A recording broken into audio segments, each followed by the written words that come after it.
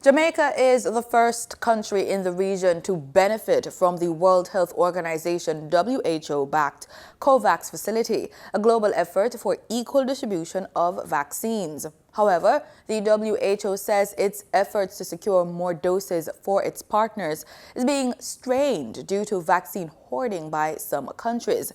Director General of the World Health Organization, Dr. Tedros Ghebreyesus, explains in this report filed by Melvin Pennant. Jamaica has received 14,400 doses of the COVID-19 vaccines through the COVAX facility. Those, along with the doses received from India, covers only 1% of the country's population. Meanwhile, some countries have already covered more than 10% of their population. Director General of the World Health Organization, Dr. Tedros Ghebreyesus, is again calling for steps to be taken to close the distribution gap. The gap between the number of vaccines administered in rich countries and the number of vaccines administered through COVAX is growing every single day and becoming more grotesque every day. Countries that are now vaccinating younger, healthy people at low risk of disease are doing so at the cost of the lives of health workers, older people, and other at-risk groups in other countries.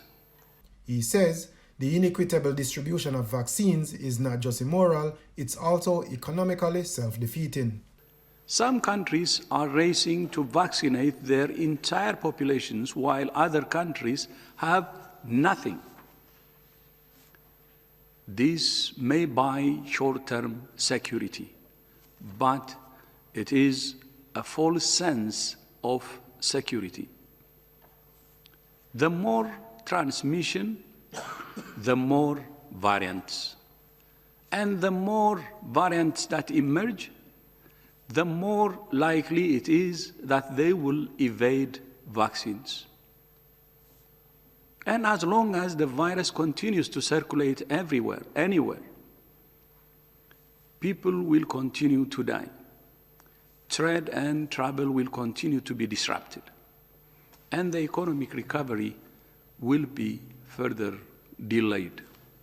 The WHO boss is urging rich countries to share their vaccines with low-income countries.